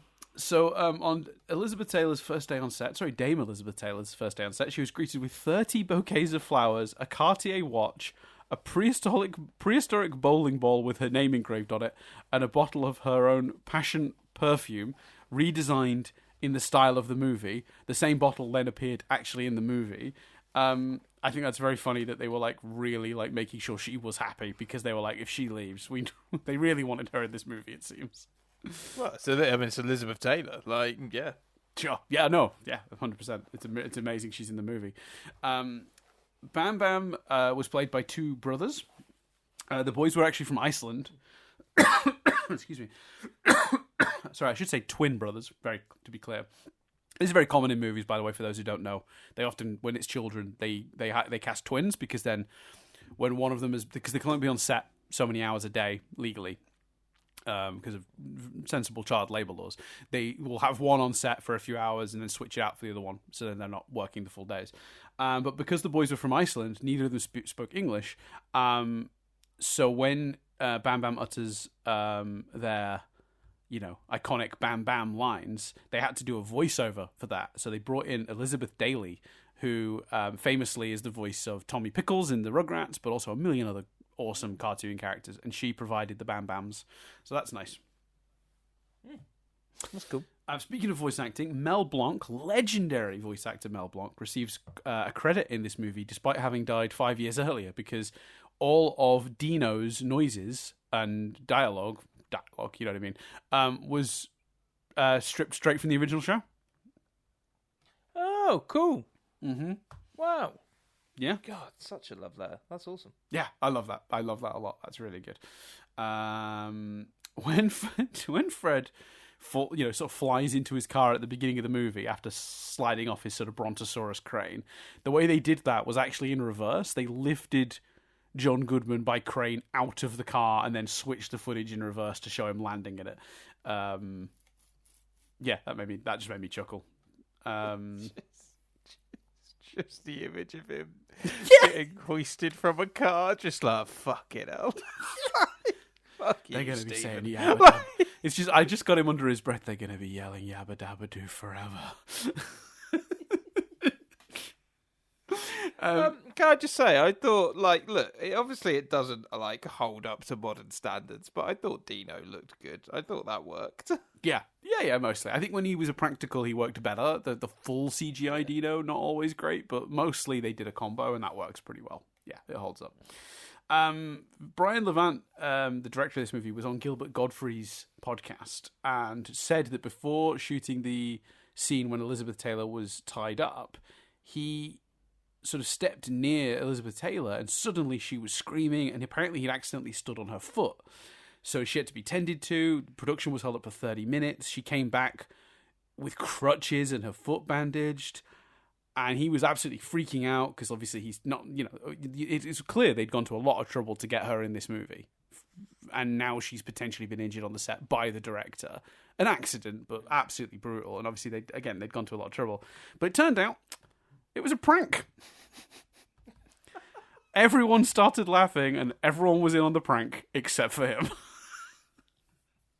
The commitment to her going away for half an hour I know. is brilliant. Imagine that. Someone at Universal, you spent a lot of money that day. The shoot seems to have gone over by 30 minutes. Is there a reason for the delay on that day? It's the crew and the camera. It's all pretty expensive to have all this equipment up and running for this kind of time. What happened? Oh, we did a prank. Sorry now. Yeah. It's a really good prank. Yeah. Quite a lot of money seems to have gone of recreating this perfume bottle. Yep, all Elizabeth Taylor, baby. Elizabeth Taylor, Elizabeth Taylor, Elizabeth Taylor. Yeah, the set was 10% of the budget. Elizabeth Taylor was 50. Yeah, exactly. They made this movie on like $10. The bowling alley sequence at the beginning of the movie was nearly not in the film at all. It was added last moment because Fred's Twinkle Toes bowling style had been such a big part of the series, and they felt they couldn't leave it out. I'm glad they included it because obviously it's where we get Barney's little speech, which inspires his choices later in the movie, and it sets up the ending. So yeah, I was going to say yeah, and that scene feels vital. So yeah, good choice. This is one of my favourite ones. Harvey Korman, who voiced the Dictabird in the film, he was part of the original show. He was the voice of one of my favourite characters and a lot of people's least favourite character, the Great Gazoo. Now, I loved the Great Gazoo as a kid. My favourite character. He's calling Fred a dum-dum. He's clicking his fingers, making magic shit happen, ruining Fred's life. He's an alien that has magic powers. It's the weirdest thing. It's well out of place. To a lot of Flintstones fans, though, the Great Gazoo is sort of Flintstones jumping the shark and represents the show's decline. But he was the voice of Great Gazoo in the original series and got to come back here as the Dictabird. Now, what particularly makes me laugh about this is I found out in my research for this, they brought the Great Gazoo in to the sequel. That is mad. So I looked it up, watched a scene. You know who they got to play the Great Gazoo? Who? Same bloke? No, Harvey Korman is in the movie as a different character. They hired Alan Cummings to play the Great Gazoo. I'm looking that up and watching it on mute right now. It's incredible. There's a scene on YouTube that's the introduction of the Great Gazoo. I watched it earlier today. It's great. But what makes me laugh is Harvey Korman's in the movie, the second one. He plays Wilma's dad. So they brought the fucker in but didn't let him voice his own character. That's crazy to me. He was so good in the original show. Anyway. So there's a character in this called Mrs. Feldspar. I don't know why this... Why would you... Fans hated him so much. Why would you include the Great Gazoo in the sequel? It's incredible. Yeah, and to be fair, it's not a sequel. I don't know if you're aware, but Viva Rock Vegas is actually a prequel. It's a prequel, yeah. It's a real When Harry Met Lloyd situation. Yeah. There's a character in this movie called Mrs. Feldspar. I don't recall where this character is in the movie, but apparently she was played by Jean Van Der Peel, who was the original voice of Wilma in the Flintstones too. So that's nice. That was nice. Here's a moment when I was annoyed that the trivia was in the official trivia because I'd spotted it myself and was real proud. But the theme song that plays on Barney's snow cone van is the theme to the Jetsons. Do do do do. Yeah, I'd spotted that and was like, I'm going to say that on the podcast and seem real clever. And then the regular trivia had it. But yeah, that's cool. Bit of fun. Did we cover this? Oh no, we talked about this off mic. But basically, Mr. Slate refers to Fred as Flagstone a couple of times in this movie, and that is the name of the character and family in the original pilot episode. It was adjusted to the Flintstones for the main series. So yeah, that's a fun little reference. Let's see. I just watched that Alan Cummings Great Gazoo. That's mad. It's crazy, right? Mad. And they used Alan Cummings' like face and performance. They just sort of CGI'd him small and made him. It's very bizarre.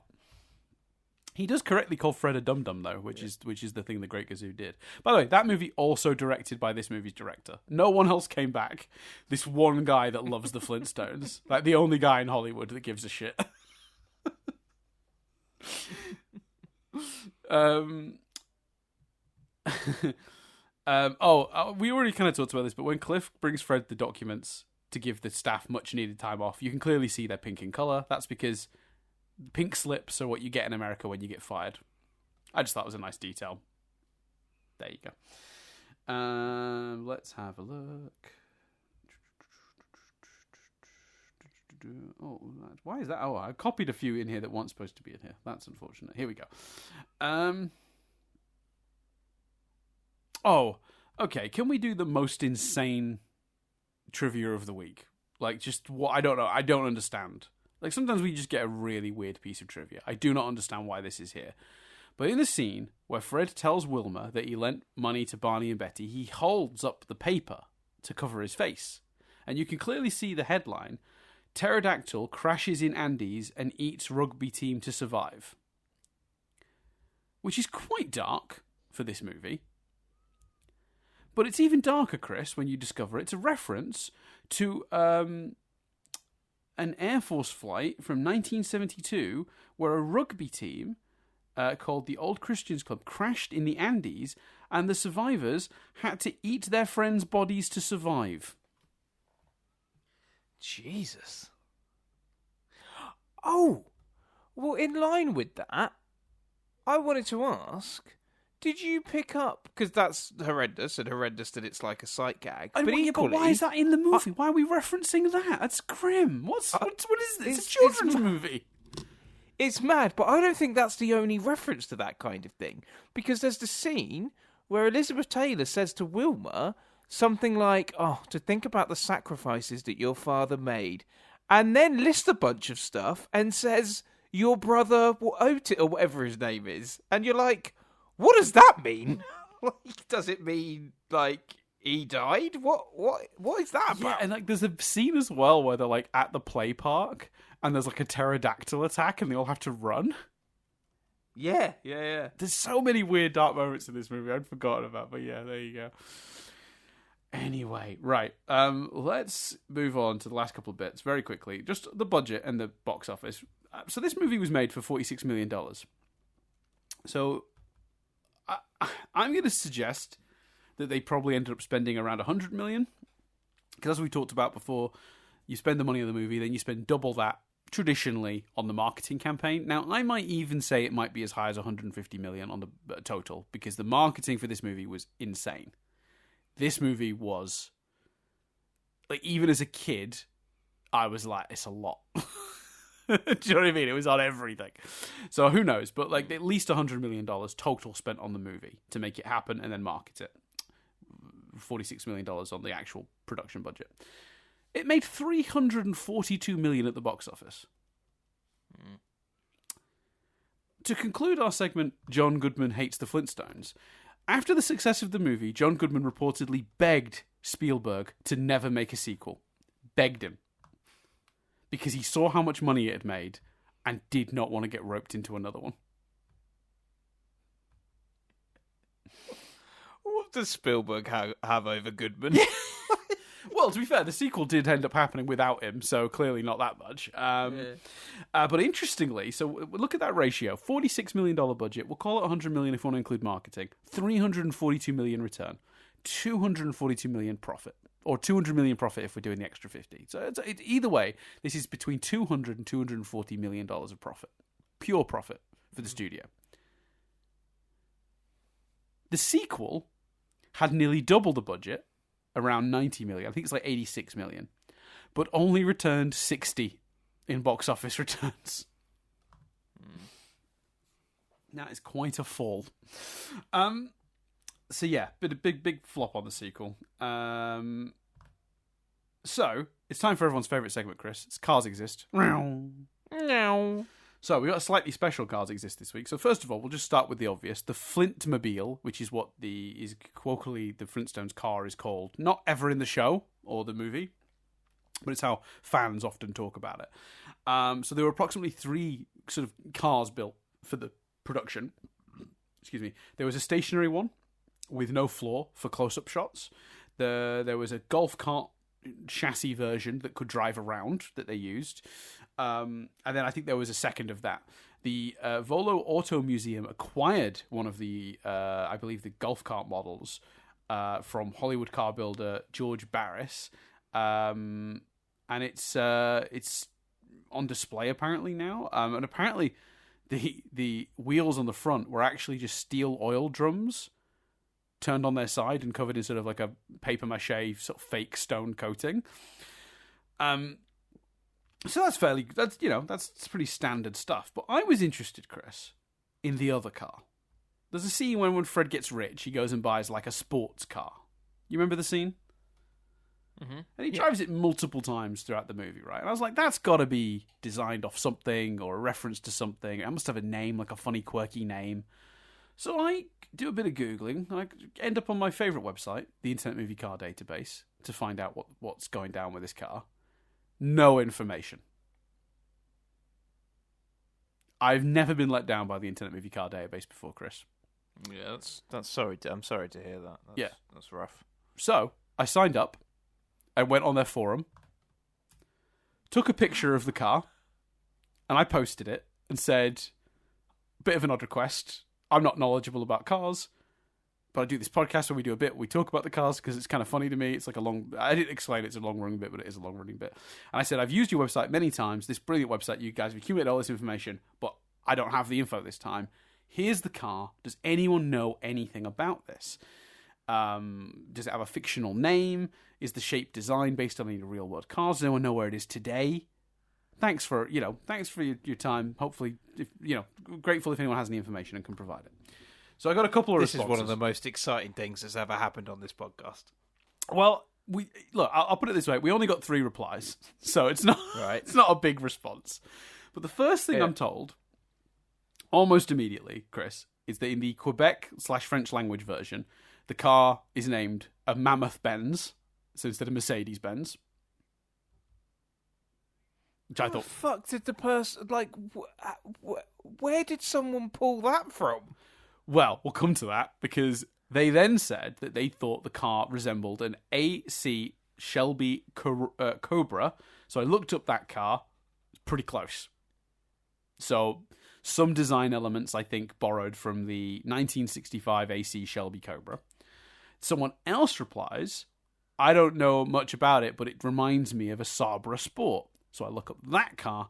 Also, 1967 Sabra Sport, looking pretty close. I think there's definitely design elements of both of these cars being incorporated. I then asked, in real life, I asked Nadia's stepdad, who's a big car guy, what he thought. He thought it looked like an old Ferrari. So I did a bit of Googling, and I found the 1957 Ferrari 335S Spider Scaglietti, which it also resembles quite a bit. So it's some sort of... I think they've borrowed design elements from maybe all 3 of these cars, maybe, or just, the general vibe. So that's a couple of comments I got back. So I replied to these guys and said, interestingly, I couldn't find any moment in the English language version that says the name of the car. So it's interesting that the car gets named in the French language version, because it doesn't get a name in the English language one. I got a reply. They said no, they don't name it when Fred buys the car, but later in the movie, when the bad guy is listing things Fred spent the money on, that's where he names Mammoth Benz. So I crack that scene open in the English language version, Chris, and you know what I find? Is it there? It is in there. In the English language, the car is called the Le Sabertooth 5000. Now, he only says Le Sabertooth, and he says it very quickly in a list of things, easy to miss. But when I Googled it, a toy from the 90s came up of that car, and it was called the Le Sabertooth 5000. And we have the name. That is some great work, my friend. Brilliant stuff. So I replied and excitedly told the guy that had watched the French version growing up, and he was really grateful I'd given him the English name. He'd never known the English name of the car. Of course he was. I bet he's boring mates with it right now. Well, I bet maybe he's adding it to the IMC the IMCDB. Yeah. Who knows? I've not looked since. Maybe when I check that out. Wow. There'll be a listing now. But yeah, that is the car. Look, that was a dumb thing that I did. If you've never listened to this podcast before and you don't understand why we're talking about the cars so much and with such detail, it's just a weird running gag that got well out of hand. I'm very sorry. Yeah, it's just been Christmas. Listen to our review of the Santa Claus if you really want to see that explored more. Yeah. Oh, was that the one with the one we went really deep? That was the one with the guy who basically had a specific car. So it was JJ_John_Johnny and his Taurus show. And he basically, this one guy had gone into every movie that car appears in and commented about the car and figured out which exact model it was. He was like the Taurus show expert on that website. It was amazing. And he posted thousands of times. Fantastic. It was incredible. It was absolutely brilliant. So yeah. Anyway, that's it. That's the movie. So yeah, thanks everyone for listening. We should probably cover where we're going next. But I just talked an awful lot. Where we going next, Daniel? We'll do this quick because I just talked an awful lot for Triv. So I'm sure people are sick of hearing me talk. Sometimes I wonder if we should alternate Triv, but then I worry that you wouldn't want to do the work. I don't think you should worry that I wouldn't want to do the work. I think you should worry that I wouldn't do the work. That's just a very you've got enough going on in your life right now. I'm technically unemployed. I've got no excuse. I'm not going to draw it out. We teased it a little bit last week. I think at the end of the podcast we talked about like the movie. Chris, I'm not going to similar time frame. And a movie that I am worried is probably going to be terrible, but I had a lot of fondness for it as a child, and I'm willing to finally pull the trigger and find out. It's, I believe, 1997's. Let me check that, actually, because if I've got that wrong, I'll feel stupid. 1998's Small Soldiers. There we go. Which is a film I don't believe you've seen. No, there's a slight story about that, which I will tell on the next episode. Exciting. So I look, it was a movie I very much enjoyed. I don't feel like it's going to hold up, and that's a real shame, because I a lot of fond memories of it, and I've been able to hold on to the idea that it's potentially a good movie for a long time, and I suspect it's not. So, and I think it's kind of, we talked about this season being sort of classic rewind review fodder. I really do feel like Small Soldiers is right in our wheelhouse. 1998, family movie. Probably a bit dark and weird in places. I'm convinced it's going to be an interesting choice. Yeah, me too, definitely. Mm-hmm. So yes, that's the one. So come back in a week's time for that. Of course, if you'd like to support the podcast, you can actually hear that episode a week early. For as little as $1 a month, you can get on our Patreon, where that episode will already be posted, assuming I haven't screwed up the release in some way, because I did that this week. This week's Patreon episode went out a day late because I'm an idiot, and I'm struggling with time zone differences. So it's caused some trouble, if I'm being honest with you, Chris, for the release of this podcast. I'm sorry to hear that, but also slightly confused because there's only an hour's time difference now. No, not between you and I. My laptop is still set and posting things on Australian time. it turns out. Oh, right. That's why. Right, okay. Yeah. Anyway, so yeah, come back in a week's time or join the Patreon if you want access to Small Soldiers right this moment if you're listening to this on Spotify or any of those. By the way, I went on Spotify today and checked out the stats of some of these podcasts. We're listened to in like 80 different countries. And I just want to say to all the people listening to in the countries that I don't immediately assume listen to this podcast, because I mean obviously the top countries are like, the UK, the US, maybe Australia because we're in the Australian algorithm now because I was posting it from Australia for a while I think, but there are a lot of countries that are not English speaking that I was surprised to see. I don't remember any off the top of my head now, but I think was it Singapore last time we found? We were like, we're big in Singapore. I think it was Stephen University. We were like had a really large contingent of listeners in Singapore, and we were like, why is that? Yeah. So anyone who's listening to us outside of like the obvious countries that we assume the podcast is consumed, just thank you, and thank you to everyone for listening, obviously. But obviously anyone, absolutely, for sharing it. Spotify gave me some weird. It gave me sort of a your podcast Wrapped. That's cool. And it showed us how much we'd grown this year, and like how much feedback we were getting, and how much how good reviews we're getting and stuff. And I just want to thank everyone for getting involved. And if you'd like to join in on that, feel free. Review, like, star, poke, thumbs up, whatever your podcast platform of choice gives you as a way to interact with this podcast. Doing that helps us out massively. So yeah, that's I think everything. Oh no, if you have thoughts, mail at nothingbutstatic.co.uk. Those emails get to us. We don't always reply, but we do read everything we get. Or if you head over to the YouTube channel, youtube.com/nothingbutstaticuk. While you're over there, you might as well subscribe. Can't hurt. But we post these podcasts on YouTube. Sans video, but they're there. And there's a comment section. So if you have any thoughts from this episode, maybe you think I was too harsh on the Flintstones, you can go talk about it there. Yeah, the Discord. If you join the Patreon, you get a link to join the Discord, and I'm reasonably active in there. I think Chris pops in every now and then, so you can, we'll see those comments also. So yeah, thanks everyone for listening. I think that's everything. Yeah, man. In that case, I'm Chris Billingham. I'm Dan Doolan. And this review has been rewound.